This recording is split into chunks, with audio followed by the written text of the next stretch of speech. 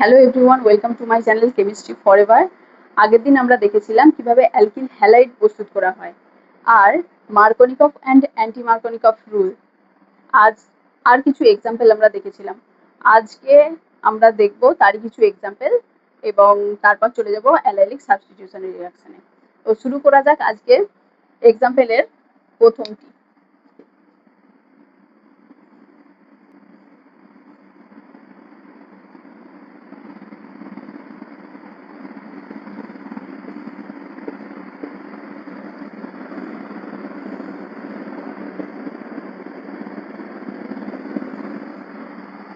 এটাতে যদি HCl দেওয়া হয় তবে কি প্রোডাক্ট উৎপন্ন হবে?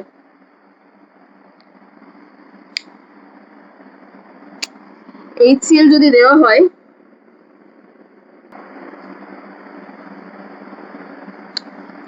এক্ষেত্রে দুটি কার্বোক্যাটায়ন ফর্মেশন হবে।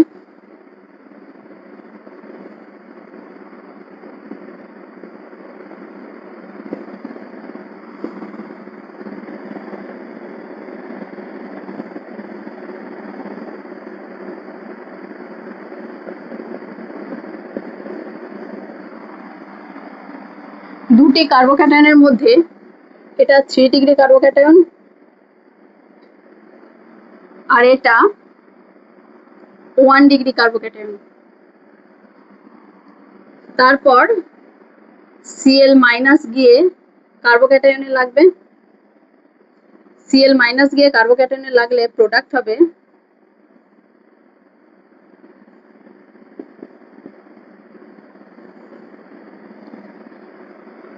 আর এখানে Cl মাইনাস গিয়ে লাগলে প্রোডাক্ট হবে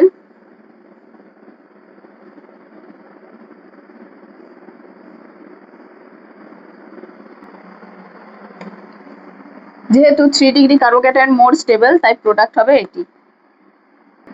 এরপর আসছি দ্বিতীয় এক্সাম্পলে।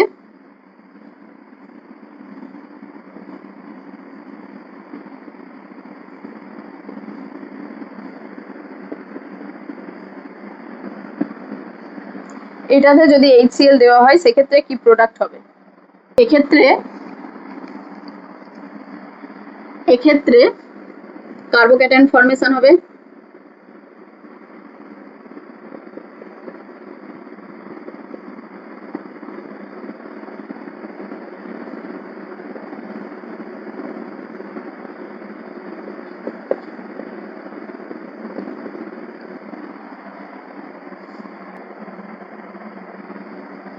কার্বোক্যাটায়ন ফর্মেশনের ফলে এখানে প্রোডাক্ট হবে Cl মাইনাস গিয়ে পজিটিভ চার্জে লাগবে, তখন প্রোডাক্ট হবে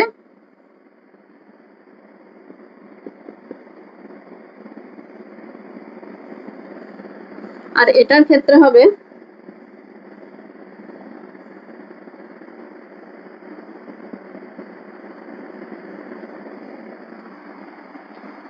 দুটির মধ্যে মেজর প্রোডাক্ট কোনটা হবে?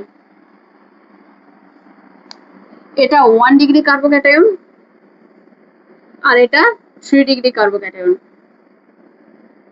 তাহলে এটা মেজর প্রোডাক্ট আর এটা মাইনর।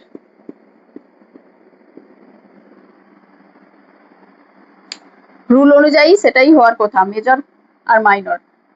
কিন্তু সাইক্লোবিউটেন সেটা সবসময় অ্যাঙ্গেল 90 ডিগ্রি থাকার কথা। এক্ষেত্রে CH3sp3 হাইব্রিডাইজড আর এখানে যে পজিটিভ চার্জ হয়েছে সেই যে কার্বন সেটা sp2 হাইব্রিডাইজড। এক্ষেত্রে এটা এই কার্বনটা রিং কার্বন যেটা সেটা হলো sp3 হাইব্রিডাইজড আর এই যে কার্বোক্যাটায়নের যে কার্বন সেটা হলো sp2 হাইব্রিডাইজড। হ্যাঁ, sp3 আর sp2 আমরা এইভাবে ডিসাইড করব। sp3 মানে 4টি সিগমা বন্ড থাকবে তার,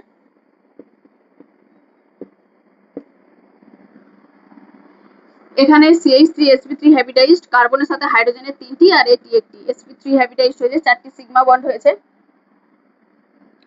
আর এক্ষেত্রে আর sp2,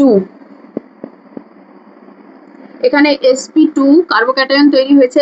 sp2 কার্বোক্যাটায়নে মানে 3টি সিগমা বন্ড থাকবে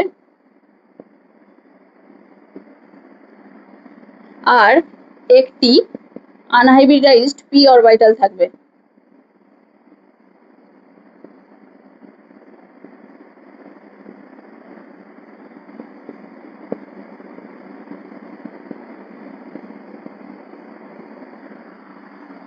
এইভাবে আমরা sp3 আর sp2 ডিসাইড করব।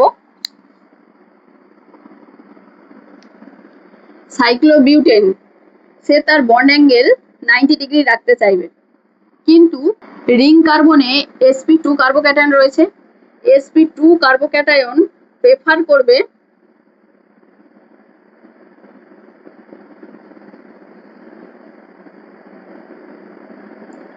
120 ডিগ্রি বন্ড অ্যাঙ্গেল।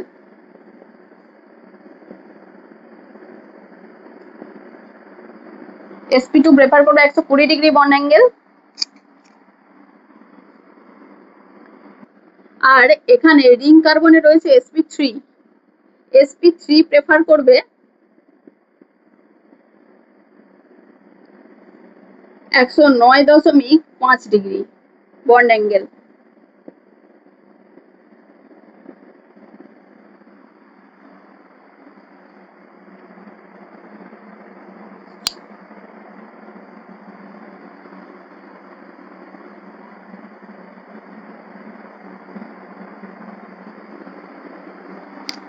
তাই এক্ষেত্রে অ্যাঙ্গেল স্ট্রেনটা অনেকটা বেশি।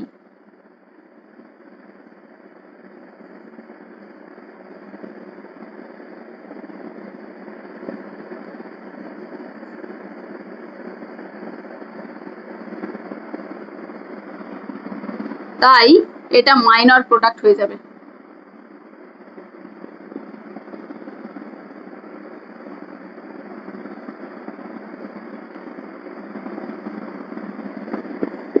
আর এটা হয়ে যাবে মেজর প্রোডাক্ট।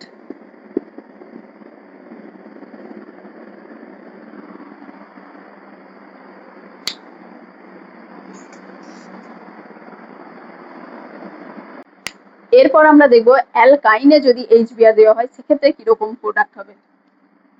আমরা একটা অ্যালকাইন নিয়ে নিলাম, অ্যাসিটিলিন।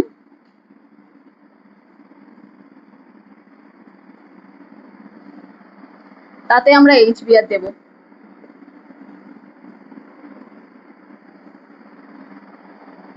অ্যাসিটিলিনে যদি HBr দেওয়া হয় তবে H+ আর Br- কার্বোক্যাটায়ন ফর্মেশন হবে, তারপর ব্রোমিন অ্যাডিশন হবে। সেক্ষেত্রে আমাদের যেটা আমরা প্রোডাক্ট পাবো সেটা হবে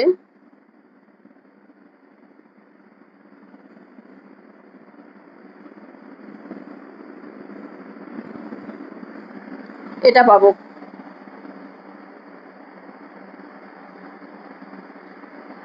এরপর আবার যদি HBr দেওয়া হয় সেক্ষেত্রেও কার্বোক্যাটায়ন ফর্মেশন হবে। কার্বোক্যাটায়ন ফর্মেশন হলে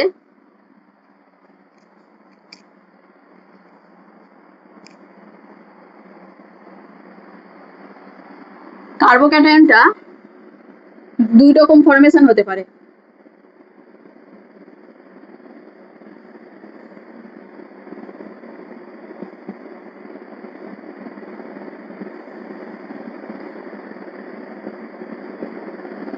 এটা একটা হয়েছে, আর একটা হবে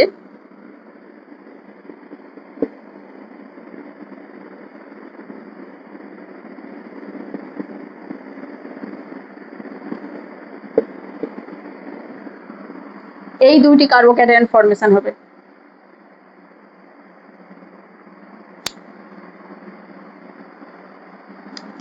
তারপর ব্রোমিন অ্যাডিশন হবে।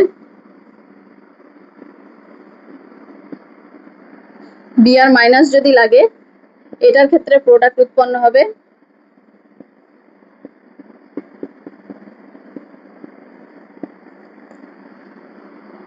আর এটার ক্ষেত্রে হবে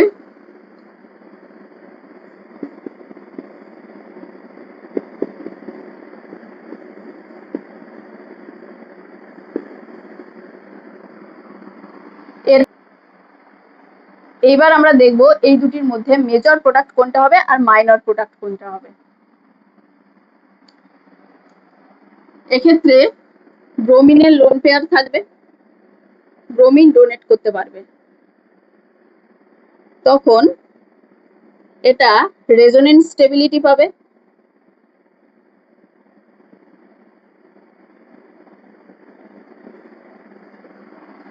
রেজোনেন্স স্টেবিলিটি পাওয়ার জন্য এটা হবে মোর স্টেবল।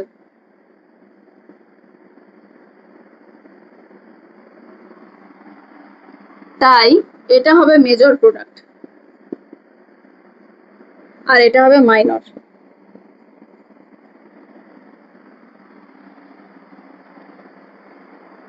এটা জেমিনাল ডাইহ্যালাইড,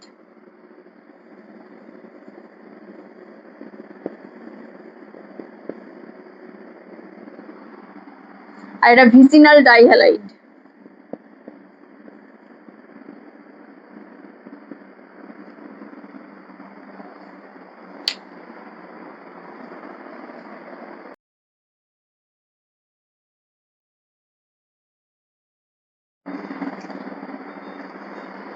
এরপর আমরা চলে যাব অ্যালাইলিক সাবস্টিটিউশন রিঅ্যাকশনে।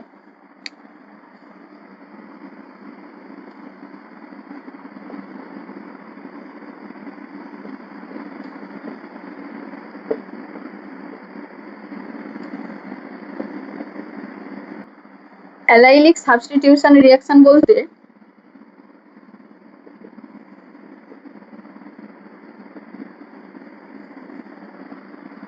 এই কার্বনটাকে বলে আলফা কার্বন।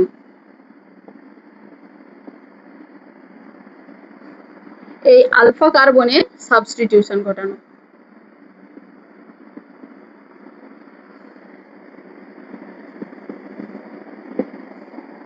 অ্যালাইলিক সাবস্টিটিউশন কতগুলি মেথডে ঘটে।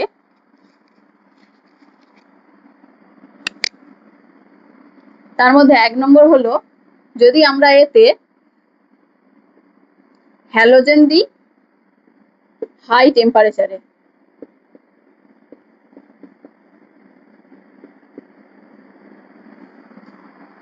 এক্ষেত্রে হ্যালোজেন X সমান হতে পারে ক্লোরিন, ব্রোমিন, আয়োডিন। এরপর যদি আমরা NBS দিই, NBS N ব্রোমো সাকসিনিমাইড, NBS দিয়ে ব্রোমিনের অ্যালাইলিক সাবস্টিটিউশন ঘটানো হয়। তারপর SO2Cl2 সেটা দিয়ে ক্লোরিনের সাবস্টিটিউশন রিঅ্যাকশন ঘটানো হয়।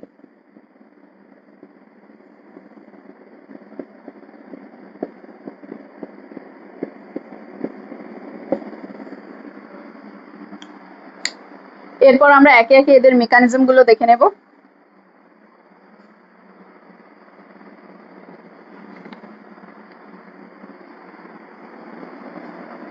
প্রথমে আমরা মেকানিজমটা দেখব প্রোপিন।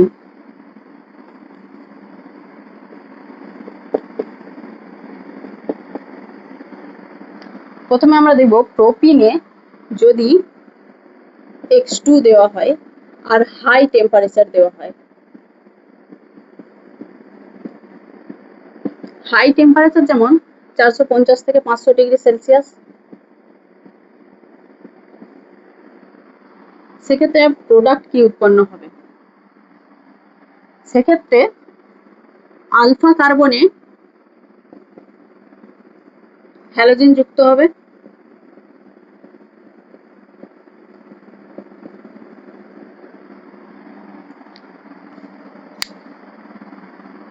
সেক্ষেত্রে আলফা কার্বনে হ্যালোজেন যুক্ত হবে। রিঅ্যাকশনটি ফ্রি র্যাডিক্যাল মেকানিজমের থ্রু যাবে।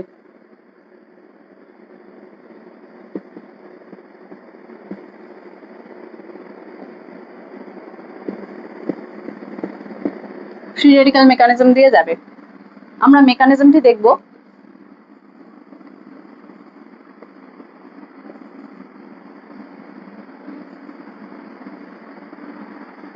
প্রথমে X2 যে আছে সেটাতে টেম্পারেচার দেওয়ার ফলে টেম্পারেচারকে আমরা এইচ নিউ লিখবো। টেম্পারেচার দেওয়ার ফলে সেটা দুটো এক্স র্যাডিক্যাল তৈরি করবে। x2টাকে আমরা এইভাবে লিখবো, হাই টেম্পারেচার দেওয়ার ফলে দুটি এক্স র্যাডিক্যাল তৈরি করবে। এরপর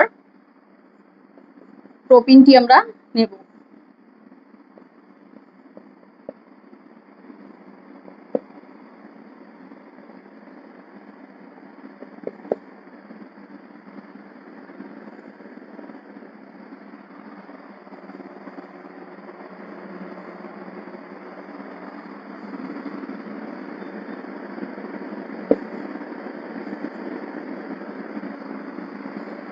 এই স্টেপে হাইড্রোজেনের এটি র্যাডিক্যালে ভাঙবে, এই বন্ডটি র্যাডিক্যালে ভাঙবে, তার ফলে হাইড্রোজেন একটা র্যাডিক্যাল তৈরি হবে, আর এখানে CH2 তে একটা র্যাডিক্যাল তৈরি হবে।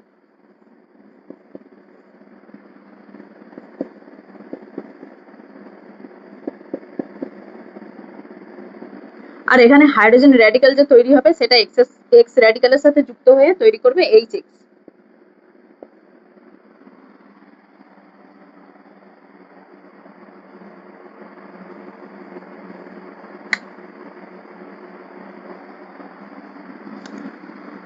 এই র্যাডিক্যালটা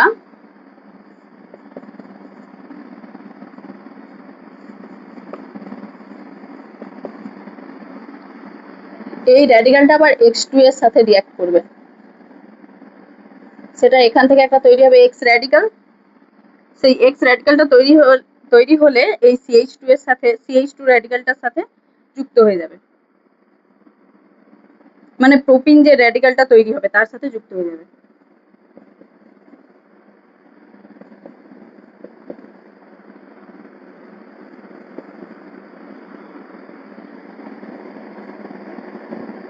এক্স প্লাস এখানে আবার একটা এক্স র্যাডিক্যাল তৈরি হবে, সেই এক্স র্যাডিক্যালের যে তৈরি হলো সেটা দিয়ে আবার পুনরায় এই রিঅ্যাকশনটা ঘটবে।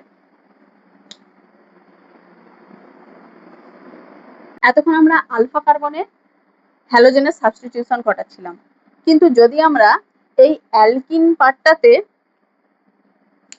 ক্লোরিন বা ব্রোমিন বা আয়োডিন অ্যাড করতে চাই, সেক্ষেত্রে রিঅ্যাকশনটা কিরকম হবে সেটা আমরা দেখব। যেমন আমরা নিলাম CH2 ডবল বন্ড CH2, সেটার আমরা মনে করলাম ব্রোমিনেশন ঘটাবো। ব্রোমিনেশন ঘটানোর জন্য আমাদেরকে দিতে হবে Br2 আর একটা নন পোলার সলভেন্ট।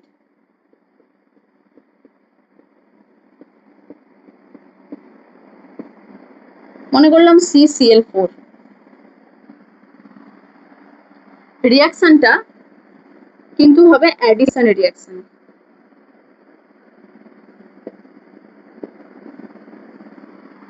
এর মেকানিজমটা আমরা দেখে নেব।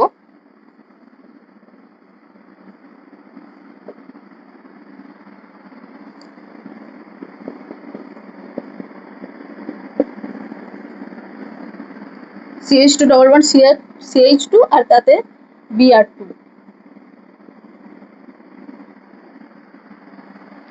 এক্ষেত্রে এই অ্যালকিন আর Br2 দুটোই কিন্তু নন পোলার, কিন্তু যখন Br2 এই পাই ইলেকট্রন ক্লাউডের কাছে আসে তখন Br2টা পোলারাইজড হয়ে যায়, তখন একদিকে ডেল পজিটিভের সৃষ্টি হয় আর একদিকে সৃষ্টি হয় ডেল নেগেটিভের।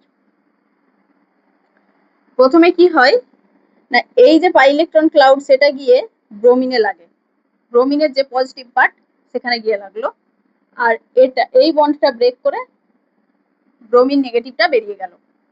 তারপর ব্রোমিনের যে লোন পেয়ার সেটা এসে এখানে লাগলো, লাগার ফলে তৈরি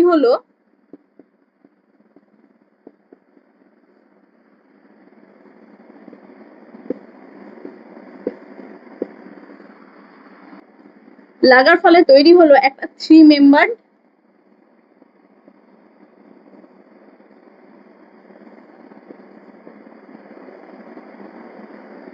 সাইক্লিক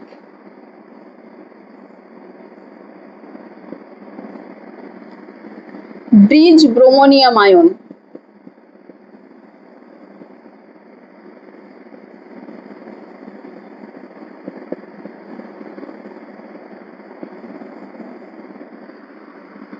তারপর এই যে বিআর মাইনাস বেরিয়ে গিয়েছিল, সেই বিআর মাইনাসটা SN2 টাইপ অ্যাটাক করবে। যেমন বিআর মাইনাসটা যদি এদিক দিয়ে লাগে, তখন এই বন্ডটা খুলে যাবে, তখন প্রোডাক্ট তৈরি হবে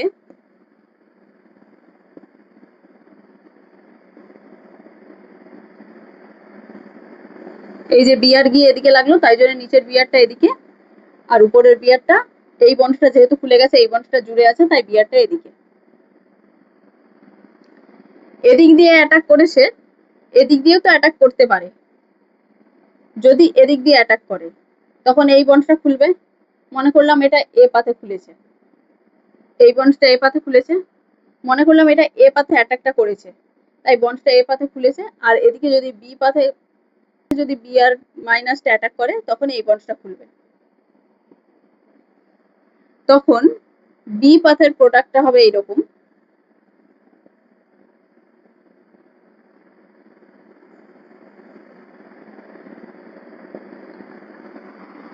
এক্ষেত্রে আমরা দেখতে পাচ্ছি দুটি ট্রান্স প্রোডাক্ট তৈরি হয়েছে।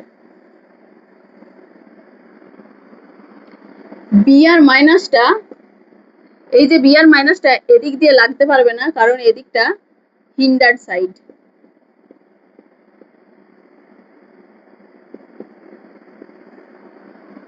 মানে ঘেরা রয়েছে, তাই জন্য এদিকটা দিয়ে অ্যাটাকটা হবে না। আসছি পরের মেথড, অ্যালাইলিক ব্রোমিনেশন।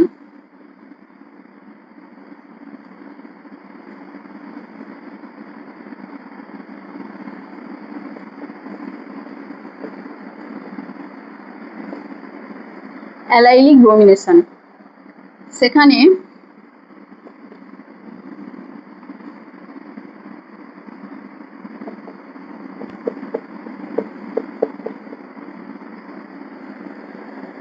প্রোপিনে আমরা দেব NBS আর HNU তাপ।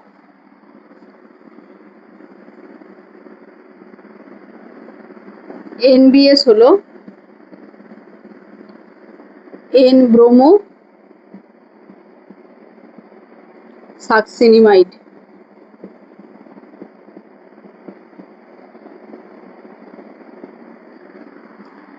সেক্ষেত্রে প্রোডাক্ট উৎপন্ন হয়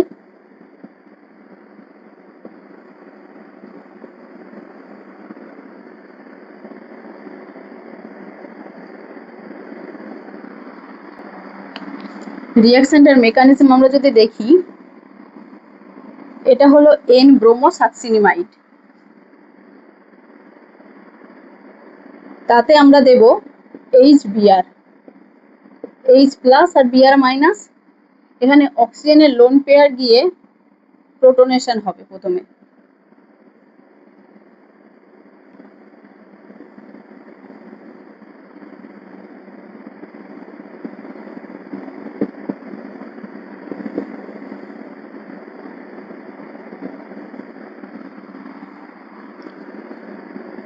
এরপর Br মাইনাস গিয়ে লাগবে এই ব্রোমিনে।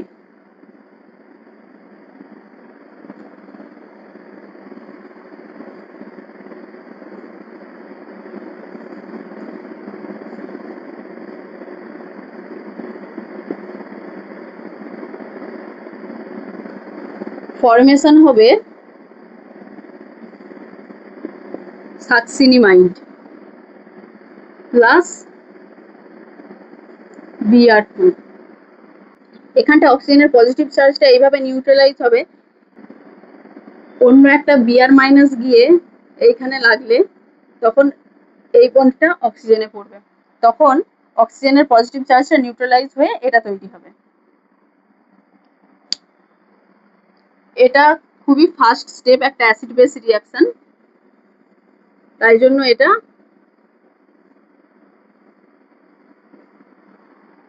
দেখা যায় না।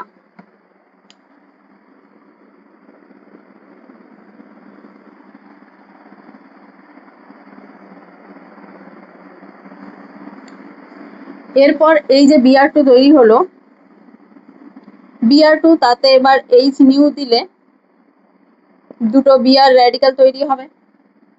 দুটো Br র্যাডিক্যাল গিয়ে এটার সাথে লাগবে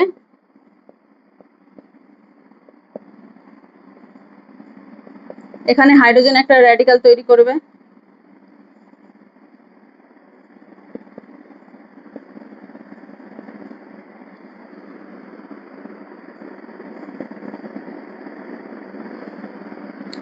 CH2 র্যাডিক্যাল হবে আর প্লাস এখানে H যে র্যাডিক্যাল আছে সেটা Br এর সাথে যুক্ত হয়ে HBr,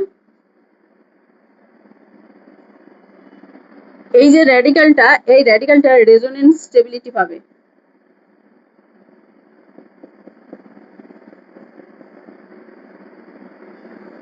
রেজোনেন্স স্টেবিলিটি পাচ্ছে, তারপর এটা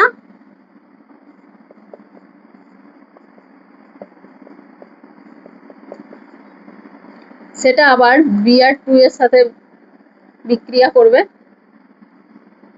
এই যে র্যাডিক্যালটা এই র্যাডিক্যালটা আবার এইখানে যে Br র্যাডিক্যাল ফর্ম হবে সেই Br র্যাডিক্যালের সাথে যুক্ত হয়ে প্রোডাক্টটা দেবে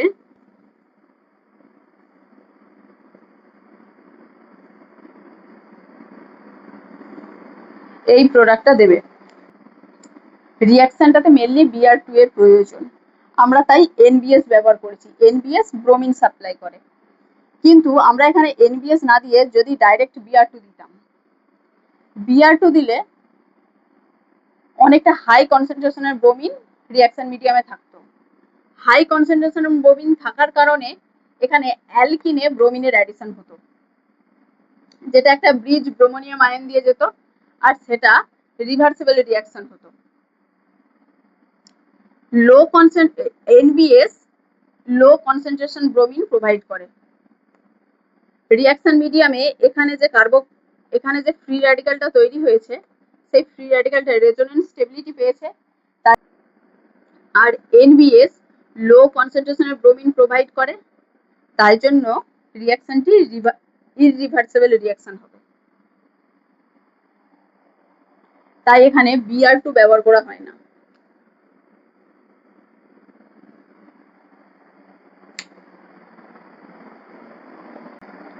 একইভাবে যদি আমরা অ্যালাইলিক সাবস্টিটিউশন অফ ক্লোরিন ঘটাতে চাই সেক্ষেত্রে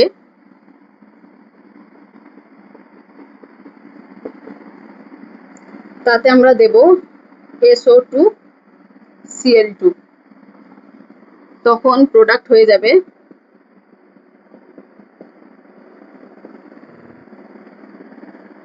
মেকানিজম ওই একই ফ্রি র্যাডিক্যাল মেকানিজম দিয়ে যাবে।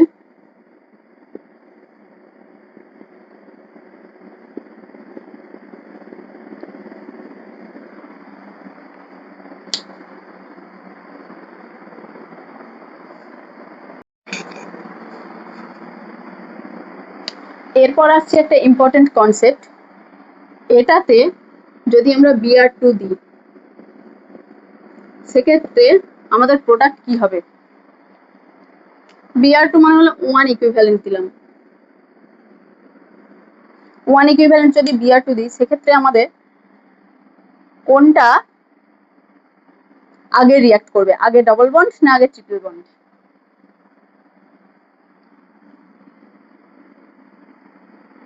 প্রথমে 1 ইকুইভ্যালেন্ট Br2 দেওয়ার জন্য আগে ডবল বন্ড রিঅ্যাক্ট করবে,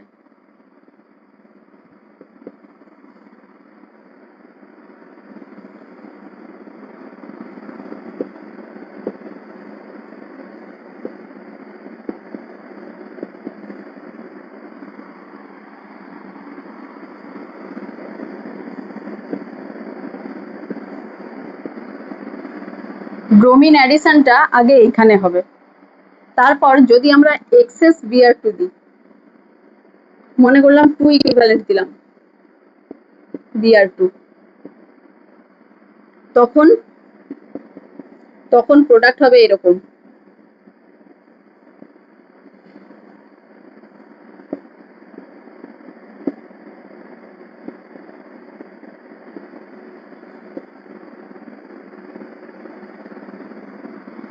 যদি আমরা Br2 3 ইকুইভ্যালেন্ট দিই,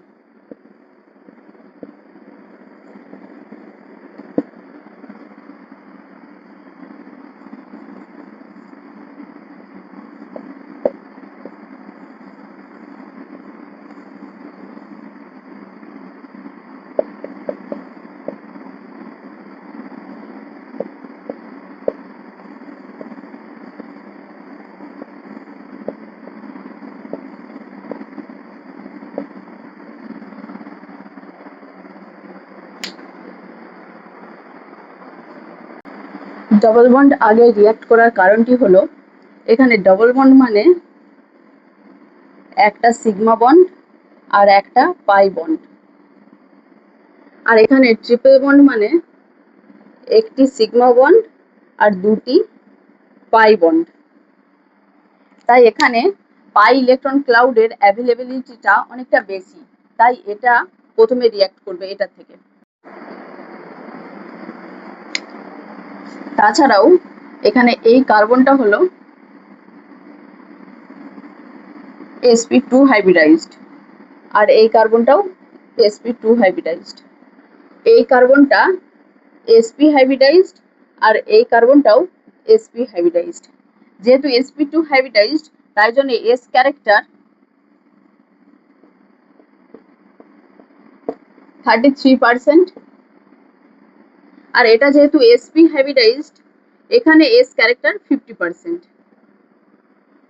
যেখানে s ক্যারেক্টার বেশি সেটা মোর ইলেকট্রোনেগেটিভ হবে, এখানে s ক্যারেক্টার 50%, তাই এটা মোর ট্রিপল বন্ডটা মোর রিঅ্যাক্টিভ, সরি মোর ইলেকট্রোনেগেটিভ।